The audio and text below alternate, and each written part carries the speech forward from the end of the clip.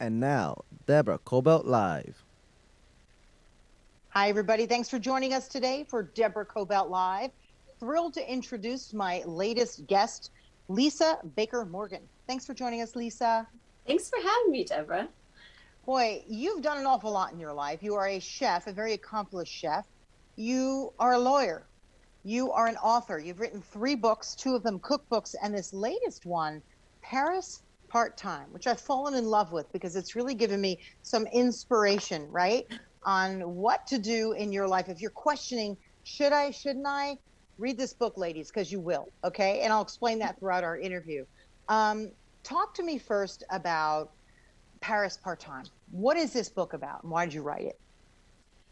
Well, I originally set out to write it when I was blogging a lot at the time, and I was traveling and writing about the recipes I was learning and the places I was going. And a friend said to me, Lisa, you know, since you're looking to buy real estate there, you should take copious notes and maybe turn it into a book or something, because there's people who may be interested in, you know, doing that, buying a place somewhere and how you do it. And you can share your experience and give them tips of how to and whatnot. So I did.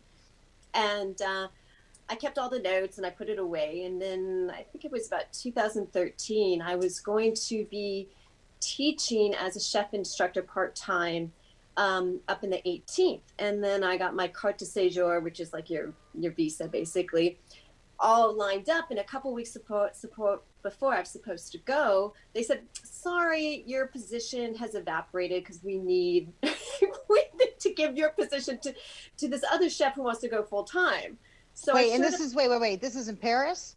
Yeah, this is in Paris. Okay, because you said the 18th, and I'm like, people might not know what that is. Okay. Oh, sorry. So the 18th, so Paris is basically like an escargot shell, and it starts the 1st in the middle, and it kind of goes out like this. So the 18th ends up in the northern part. Right. And the Eiffel Tower is over in the 7th. That gives everybody a little clue. Oh, of course. Carry on. It's always the frame of reference, right? Mm-hmm. So I get there, and I have all these notes, and I have free time, and my daughters are with their dad. And so I think, okay, what am I going to do? I'm going to start this book. And so that's when I started writing it. So initially it was really about searching for and buying property in Paris, something that I always dreamt about doing, I always thought, oh, that's crazy. I'll never have the money. I don't have the time. Like, how can I do that?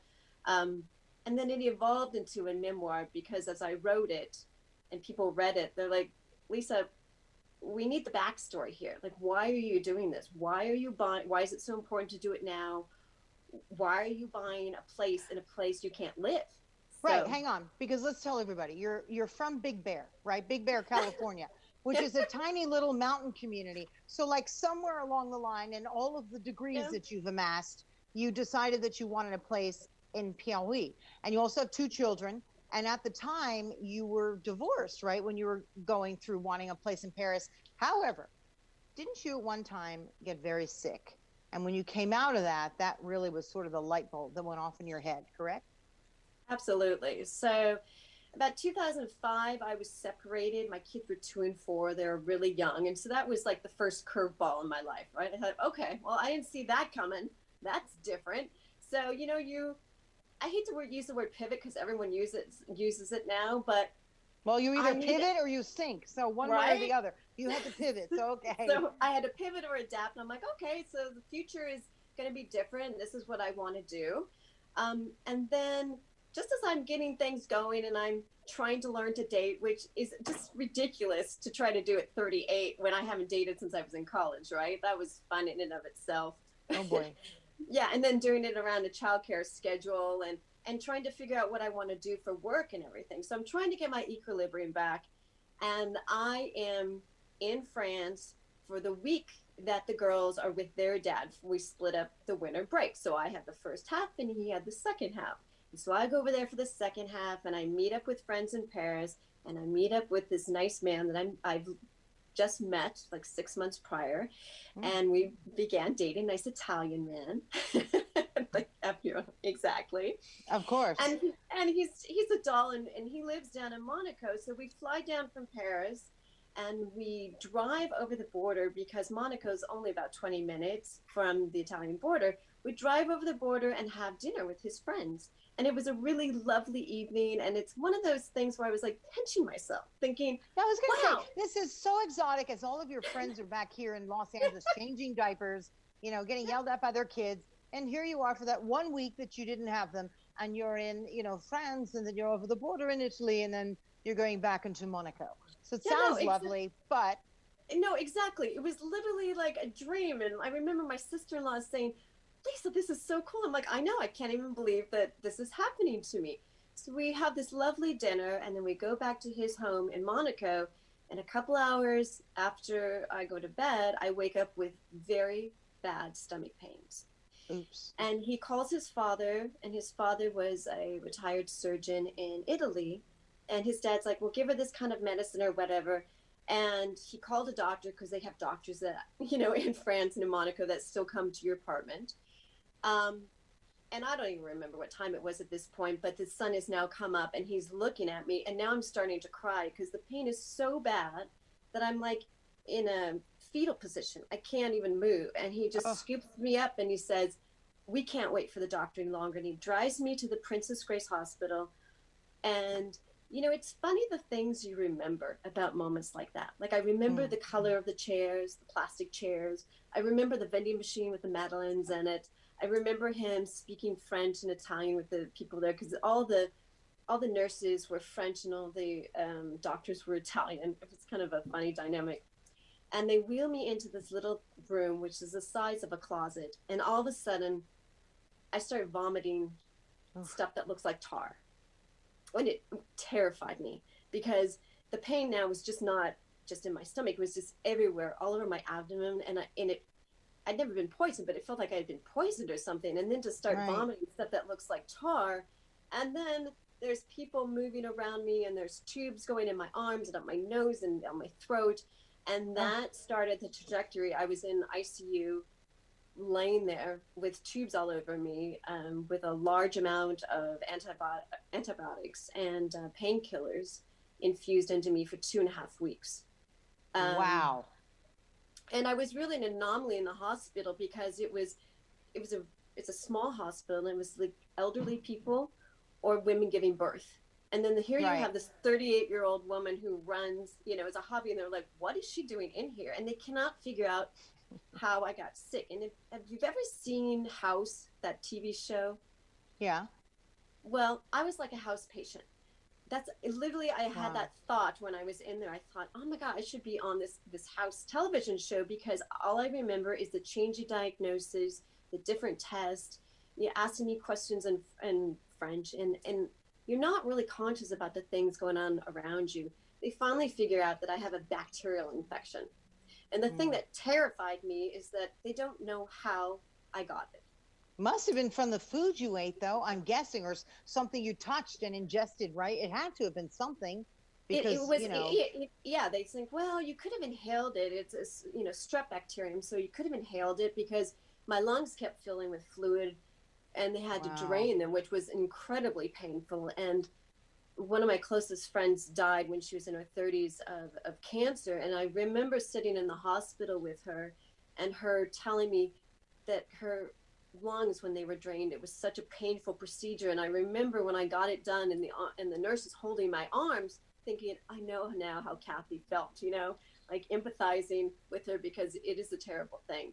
Anyway, to make a long story short, they did a last-ditch surgery, and I have 5 little scars on my stomach, and the surgery saved my life. So after 2.5 weeks in ICU, they moved me then to my own room, and it was incredible. I felt like I had a new lease on life. I'll never forget the feeling. I felt, and this sounds a little bit corny perhaps, but I actually felt my essence of being. I felt the spirit that is me. We're so much more than our bodies and the things we do. I actually felt who I was. And, when you can't move in bed for about a month, you're not going anywhere. All you want to do is get out and do things. And I look over, because it was crazy. I had this beautiful view of the ocean from my private room. And in ICU, I just looked at this window where shadowy figures would go back and forth. But in my private room, I just had this ocean. I just wanted to look out, and I just dreamt of all the things I wanted to do, because I really thought that I was going to die when I was in the ICU, and I was, trying to text with a finger on my BlackBerry, my sister-in-law, my safe, code where she could find my will and tell her where to find the kids' school uniforms. My youngest was still in preschool. So being in that room was a second chance on life, really. And it really let you, and because you've always wanted a place in Paris, right? You've always been drawn. Again, the kid from Big Bear, California, there was something about Paris that's always been calling you, right? I mean, granted, you also studied at the Cordon Bleu. So there's that big interest, By the way, have you ever done like a DNA test? Are you French by chance as well? I have not done a DNA test, but there's no part of me that's French. I don't have any French background. I think I'm like English, German, and Dutch. There's no French or nothing like that. My parents, my mother did not get a passport till she was 70, and we took her over to France. My dad has never been there. Everyone has speculated in my life, like, why is she so drawn to this place? It's just one of those things that just is. I just always have been. Just is. Yeah. So you decided to buy a place in Paris, which is very interesting, and talk to us about the entire journey. You know what I love about this book, Paris Part-Time, because you do now live in Paris part-time. You talk to us about the entire journey of getting there. Very well written, by the way. It's such a well-written book. I was talking to a friend of mine that we both share, right? And we were talking about how it's a riveting book to read. But I also love, because you've written 2 cookbooks as well, you have some colored photos throughout the book, and you always include recipes. Why did you do that in this book, to include recipes? Because I really wanted to take the reader with me. So the photographs correlate to the place that I'm talking about. So for example, there's a picture in there that I drew of myself when I was in the hospital. So that's in there. And then I talk about la galette de roi, the cake where the crown is over my bed. And so I include that recipe in there. So the recipes and the photographs are there to make it a full experience for the reader. And I really wanted to share with the reader, this is what it looks like. If you want to taste Alsace, taste this, try this. This is what I was learning. This is what I was experiencing. And, I always thought about my grandmother, who never traveled very much. She went to London once, and I mentioned her in my book. And when I write, I always think about her and how would I describe it to her, and what was she like? She was a great cook, and she would love these recipes. So that's it was fantastic. That was one of my favorite. At the end, sometimes I wanted to cheat and go to the end of the chapter and see what's the little gift that I'm going to get at the. I almost felt like there was a little surprise at the end. Like when you open the Cracker Jack box and then there was a little present. That's how I felt about your book. At the end, I knew there was always something at the end of each chapter that would always make me very excited. Here's a quote from you. I realize death no longer scares me, but failing to live does. That's pretty much sums up where you're at, especially after this illness, right? Yeah, exactly. And I'm one of those individuals that I have a lot of trepidation, and, I'm a little self-conscious about things. I have to think about things a lot before I do them. And I just think, God, could I do that? Am I capable of doing that? Am I smart enough to do that? Can I do this? And I finally just said, you know what, forget, I'm doing it. This scares the hell out of me, and I'm going to do it. I'm going to figure out a way. And so, my law background really paid off, because when you're a litigator, you think about things in terms of, how am I going to prove this in trial, right? You have a breach of contract case. You have to establish that there's a contract, that there's a breach, and establish the damages. And that's how I think about the goals for my life. I think, okay, this is what I want. I want a place in Paris. How do I do it? Research this, find out the regisements, find a bank, get this. And I just made a checklist. I started doing that in my hospital bed. I'm like, this is what I want. And I started making a list. I got to do this. I got to do this. I got to do this. Talk to this person. I don't know how to do this. Learn this. I don't know how to do this. Learn this. So, I figured that if I can do that, I think anybody can really do it, because if I didn't know something, I tried to learn it, or I spoke with somebody who could help me with it. If you reach out. So we're really capable of so much more than what we think. And we're really limited by our own thoughts. Well, I think we're capable of achieving a dream. A lot of people might dream about having a place in Paris or even visiting Paris, right? It's like, well, why not? As much as you can, try to save, and look for a sale, to fly over there. And once you're there, you'll figure it out. As long as you can just get there, right? There's always some place to stay. You mentioned that your room in the hospital was like a broom closet. The first time I went to Paris, I mean, I was a kid and I stayed in what really was a broom closet. They had no room and they actually cleared out, I'm not kidding, this was in Nice. They cleared out a room, literally like with the bucket and the mop, and that's where they put me. And I made friends with the other college students that were right next door who had a big room. They're still my friends to this day. You know what I mean? If there's a way you just want to get somewhere, you can do it. You may never go back because you might not have the funds, but try and get there. And your dream was to have a place there, and you did it. And I love that because you do inspire people in this book that you can do it. You know, life is pretty short, as we all know, as the older we get, right? And there's only so many years and decades left to do stuff like this, right? Yeah. My father, who just turned 89 last week, he said to me, you know, Lisa, life is like a roll of toilet paper. I'm like, oh, do I really want to hear this? He goes, the quicker the roll, the shorter the roll, the more you use on it, the quicker it goes. And I'm like, that's a pretty good one, Dad, because it's true. I mean, I think now I look back, my girls are 19 and 17, and I think, where did that go? How is it that I have a freshman in college? Like, where did that go? How am I 50? I mean, I'm filled with gratitude, but I don't know how I got here so quickly. Well, because as you're living life, it goes fast, especially with kids, because there's always something going on, right? It's like you've got to deal with something at school or deal with where they're going afterwards, enjoying it nonetheless, but still it's busy. And the busier we are, the faster time goes. And that's the one thing I don't like. You know, I'm trying to figure out how to slow it down because the past, 20 years or so seem to have gone by so fast that I don't even know how it happened. It's almost like the clock sped up, right? So now it's time to sort of slow it down, which is what you're doing now, right? I know that you still have a daughter in high school, but you're doing your best to, to think ahead of, the time that you're going to be spending in Paris, half the time here and half the time in Los Angeles, right? Yeah, exactly. So I'm both savoring these last moments with her. It's an exciting time. She's going to take her SATs. We're going to look for colleges for her. So that's all wonderful, and I don't want to rush that.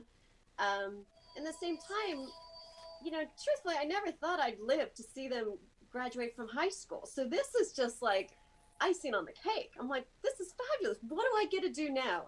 And I think of my life really in stages of 3. Like the beginning where, I pulled myself up from my bootstraps, growing up in this little small town, put myself through school, got educated, improved myself. And the second part, the 20 years was motherhood, and just an amazing opportunity to raise other human beings and teach them empathy and social responsibility and intellectual curiosity. That's amazing. And then your role transitions into like advisor rather than parent. And then you get to, I think now give back. And what is going to give me purpose? And how do I want to finish out my days with how many ever are there, there are in this life for me? Where do you see that? Because this book in particular, I'm curious how you even thought about some of the chapters that you did. Here's one that I loved. I don't even know what. The Desire to Cook a Coyote. I just picked that out randomly because it was one of my favorites. Why did you decide to write about this? It was sort of just a random thing that happened in life, but yet it ended up to me one of the more interesting chapters in the book, which is what's so fascinating about this book. You take sort of simple concepts and make them very interesting for the reader. Thank you. So, the title is a play on MFK's Fisher, How to Cook a Wolf, right? Which was written during World War II. And it was talking about inventive ways to like feed your family and stuff. And this, to me, this very small chapter was just a portrait of being a mom, right? So I'm trying to do all these other things and I've got all these ambitions, but at the same time, I've got daily life going on, and this is what's happening. My dog's being nabbed by a coyote. I go to, I go to my kids' school and participate in mom's career day. And then I'm prevented from serving food because they're not allowed to do it. I'm thinking, well, that kind of eliminates my career. Thanks for the heads up. And it's just one of those days. And it's just, and I also find that in every day, even in small things like this, there's beauty and humor in it. And I think that those moments are to be celebrated just as much as the big, big things. Right. Especially if you don't, sorry about that, especially if you don't take it all so seriously, correct? Yeah, I mean, you can't. Like that moment with my iPad that just fell down. You just can't take too much. You can. I mean, you have to laugh it off, right? Stuff happens. I mean, right? I mean, if someone would have just told me as I'm, kind of participating at the school play, I was very diligent, making sure I wasn't late, and who am I going to be working with? It's like, who cares? Just show up, do your job, whatever you have to do. It's a great opportunity to just see your kid and other kids, and that's it. Really, nothing more to it. Do you know what I mean? Oh, I mean, I would really be probably a depressed individual if I took life too seriously, because I can't tell you how many wrong trains I've gotten on. I've gone to the wrong train station. I'm I with you, literally girl. took a wrong airplane one time and I don't know. So yeah, mistakes Did you happen. really? That's crazy. Must have been before 9/11, because That was it was a really long time ago. Yeah, a really long time. I was in college. That couldn't even happen now because they check your ticket so much. I don't even know how. Because you just went to the airport and just showed up, sat on a plane, and there were so many times when I would think, oh my God, am I on the right plane? Because I could see that it would happen. Yeah, you're right. Not anymore. They check everything 5 times. Sort of taking a little bit of the joy out of sort of the fun of travel, but it is what it is, you know? Very true. Yeah. So what are you doing now? So what's your next venture? I mean, talk to me about it. And I'd like also to talk about 2 of your previous books, the cookbooks. They're fantastic. You talk about growing an herb garden, which is pretty fabulous. I mean, you were always interested in food, even as a kid? Yes and no. I always had a really intimate connection with food because my mother and grandmother, we always had gardens. We raised food. I had an early appreciation for the purity of food, right? Hang on. Don't you also raise chickens, right? I do raise chickens. You eat the eggs, not the chicken. But which is lovely, right? That's really nice. Yeah. I think that's so terrific. It's very easy to raise them, right? It is. They're a little messy, but they could not be easier. They're great.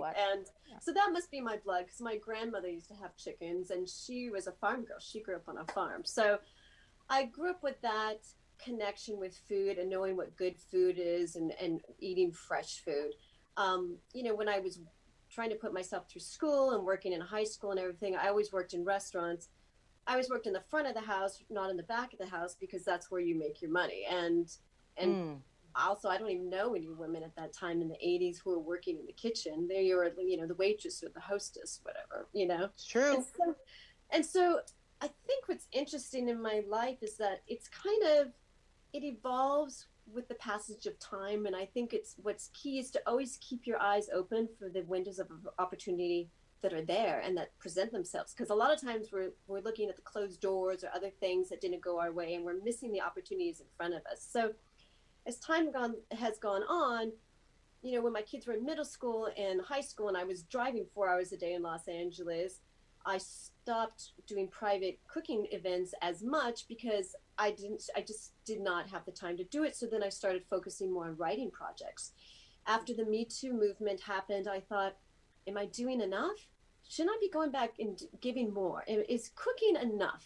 Am I really giving back enough to my community? And I felt a draw to use my law degree to go back and help people with the knowledge that I had. And granted, I hadn't practiced for like 15 years, but I did go back and I started doing some, part-time work for friends who had law firms. And then last year, what had happened was they opened up in California the statute of limitations for childhood sexual abuse. And so the cases that I was working on, a lot of those settled, and they kind of parlayed into this, just a matter of, because there's so many of these cases right now.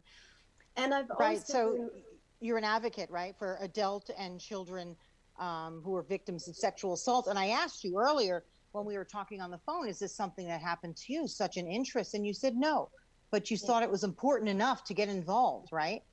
It's absolutely important. And I've always done, philanthropic work. I'm on the board of trustees for the Children's Institute, which is an amazing program in Los Angeles. And we partner. Fantastic. Yeah, we partner with, the communities, and we do all these wraparound services. I mean, like with Baby to Baby, we got all these, diapers and formula for everyone, this year. We get free preschool and mental health services. And there we focus on prevention and healing when children are young and helping the whole family. And then in my legal work, I'm helping adults who didn't have the opportunity to heal themselves from those wounds when they were children. Because as we know, and we've learned now, when children, and there's 1 out of 10, are sexually abused or subjected to trauma as a child, they carry that with them, not only emotionally, but it manifests itself in a physical way. And so that's right. It's really important, you know, if a child witnesses abuse or is abused themselves, for them to get treatment early on. So, you know, you can resolve that and heal that trauma, because we've seen it now, it's documented. The individuals carry that through their adult life. And litigation and the law is really an imperfect system, right? You can't heal the past. You can only prevent the future, right? And try to provide the individual that you're helping with a sense of survivorship rather than victimhood. So in the criminal arena, you put the predator behind bars. In the civil arena, the most you're going to get is some money. And it doesn't heal a person, money, but I have witnessed individuals transforming from a state of victimhood to one of survivorship and taking control of their life and being able to put the past behind them and not being beholden by it anymore, and getting therapy. So, you know, everything, just trying to help out on all ends of it, prevention and healing the past. And so I feel like, go ahead. I'm sorry, did I cut you off? No, not at all. It's just that your story is such a story of resilience and how you give back at every venture. You're a writer and a chef and a lawyer, and everything that you've studied, because you were telling me, if you could, you'd be a career student. But everything that you study, you sort of, if you will, act out in real life, and you make it happen, right? I think that's amazing. What kind of advice would you give to people if they have a passion to do something, but they're really, really afraid to do it? Because one thing you're not is afraid. And if you are, you just decide to hold your nose and jump in anyway, right? Oh yeah, I'm afraid. I mean, Yeah. there's no doubt. And fear can be a good thing. You know, it can prevent us from doing stupid things, or, you know, watching out for our safety, or it can be our jailer, and it can prevent us from living the life that we're meant to live. So, oh yeah, I have fear of a lot of things. Like before I did my Ironman, I didn't know how to swim. I mean, I could doggy paddle, but I didn't know how to swim. I was terrified of it. Oh, wow. That's not easy to learn how to swim. Were you an adult when you learned how to swim? Yeah, I didn't know how to sideways. I mean, I could doggy paddle. Wow. I was going to drown, but you can't doggy paddle 2.2 miles. No, that's impressive. So wait, you've done an Ironman and marathons? I didn't know that. I thought you were a marathoner. I think 18 plus marathons you've done. I didn't realize you were an Ironman person too. Wow, here we go. Well, no, incredible. You know, that was just kind of what had happened is, and I put in in the very ending of the book, is I did it in Nice, because I always felt then when I went down to the south of France, where I was sick that time, I always kind of got this little feeling like of that vulnerability, and I remembered it, and I wanted to empower myself, and I thought, what is the scariest thing I can do and take back my physical being? And I thought, they have a really hard Ironman here in Nice, and I hadn't ever clipped in a bike, and I didn't know how to swim, but August, it was August of 2014, I signed up for it. The one in June 2015, I learned how to swim. It's another one of those things. I'm like, okay, I have 9 months. I'm going to learn how to do this in 9 months. Wow. And I joined a swim group, and I was taught how to, and you'll appreciate this in Brentwood. So you know the Brentwood Park that's over on Barrington? Mm-hmm. So I had never clipped in a bike, right? And I'm kind of claustrophobic, so I don't really like things holding my feet down. So I took my bike, first time ever on it, to the park, and I practiced going around in a circle. And you have to stop, you have to learn to stop, because it's not intuitive to take your foot out, right? And I kept falling over. And I'll never forget, this little kid whispers to his dad, he says, what is that lady doing? Lady can't ride a bike? He said, his dad said, she's learning to ride a bike. And it was great, and I did it like 60 times, I think I rode around until I learned how to train myself to pull my darn foot out before I stopped. You have to learn. That's a great visual, though, because I'm with you. You know, I spin sometimes, and I'm not crazy about clipping my foot in there. Even though those bikes are stationary, I half the time feel like I'm going to fall off that bike. So I cheat in the class, and I just put my feet into the little clasp, hoping that the teacher doesn't see it or anything, and I'll just start spinning, thinking they won't notice. But I know what you mean. It's a little scary because you just feel a little out of control. And I guess what you're saying is you took that on, and then until you didn't feel out of control anymore, right? You just you took it on. Yeah, I mean, because everything's scary until you work through it and learn how to do it. Like, I was petrified of sticking my face in the water. I didn't know how to side breathe or anything, so I practiced sticking my face in the pool. And my kids are thinking I'm absolutely nuts. And then I get in the pool and I learned. I mean, everybody else, and it was, I don't have much ego about things like that, so I didn't care if I looked stupid, and I'm sure I did. I'd run into things, I'd run into people, and they're using equipment and all this stuff. And I told the coach, I'm like, I have no idea how to do any of this. And he said, don't worry, you will. And I did, You know what I love in your book? There's a great photo of your girls from the back when they were younger, looking out a window in Paris. That's our apartment. Yeah. That's your apartment, right. And it's such a beautiful photo because I'm thinking, look how much they've learned by going to Paris with you all these years too. You've given not just yourself a gift, but the girls a gift as well. And I know that they love this just as much as you do, right? Just think of how this has added to their lives. Well, that was really, I think, the driving force for it. Because right. when I was, almost dead, the thing that really struck me, the thing I really thought about was but I wanted to be here and teach my girls these things. I wanted to show them these things. I was, I thought, how are they even going to learn the recipes, the dinners that they like? I mean, isn't that a weird thought? But I did. I thought, there's so many things I have to teach them, and I want to read them books, and I want to show them places, and I want to, help them with a second language and everything. And so that has really been an absolute blessing. And even if I could only do it part-time and not live there full-time, because of circumstances, I was going to make that happen. And I love it. When they ran out on the balcony, they were so excited because it's so different. There's this life underneath, their feet, and they can go to the butcher and they can go down and get a baguette by themselves. And I just watch them go down there. It's just, it's wonderful. And they learn to navigate the Mestre system. They have a lot more freedom there than they really did in Los Angeles. And it's nice because, if you want to go see the Mona Lisa, let's go see the Mona Lisa. Let's go walk down to the Louvre and go see it. Or you want to go see, Normandy and where our troops landed, let's get on, a train and go up there. It's been absolutely just amazing in that sense because, here in the States, we have a beautiful country here too, and there's lots to see, but we don't have the ability to go to another country in a completely different, culture within an hour or two. Especially, our mass transit isn't really set up that way.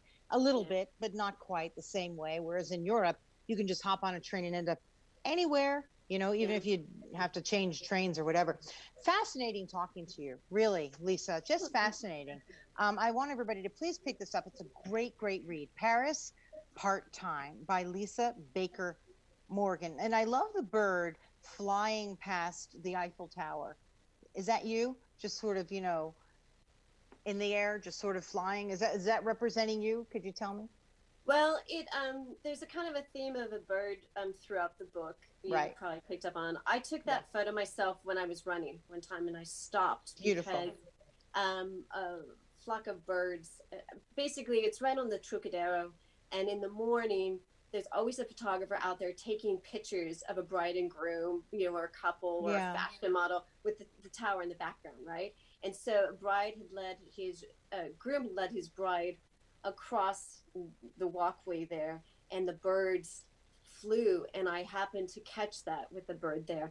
And I liked it because it represented, the going back and forth, it represented me, spreading my wings and feeling free and overcoming fears. But it also represented my daughters and growing up and spreading their wings, because the book, when it ends, my oldest daughter is 11, and I really think 11 is the end of childhood. They start becoming mini adults after that. Their friends are important, and they lose that kind of innocence that they have when they're kids.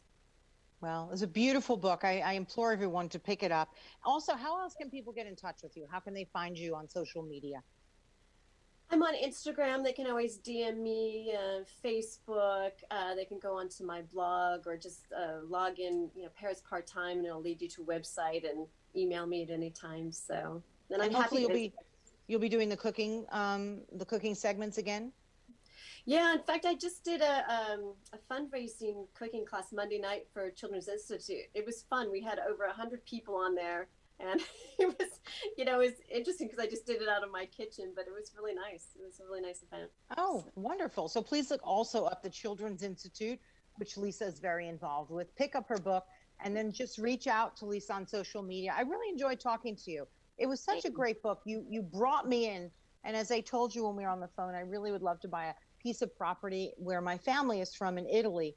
And it's really, it's sort of given me a little bit of a push to go. I'm not afraid to do it, actually. It's just that for circumstances, I haven't been able to. I've just had an injury that I'm trying to sort of navigate through. But as soon as I'm done with that, I'd like to go back and just figure out. It's really not that complicated. And if you want to know how to do it, Lisa also talks about it a little bit in the book. It's not so difficult at all. So you'll do it. And soon I'll be visiting you there, I hope. Yeah, no, I hope so too. It's a small little area and it's just lovely. Anyway, everybody, thank you for joining us today for Deborah Kobylt Live.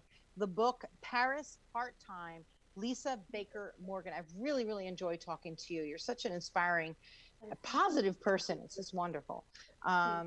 Everybody stay healthy. You can find us on Facebook, on YouTube, all over the place, on iHeart, radio, on Apple Podcasts, Amazon, wherever you get your podcasts, you'll find us. Deborah Kobylt.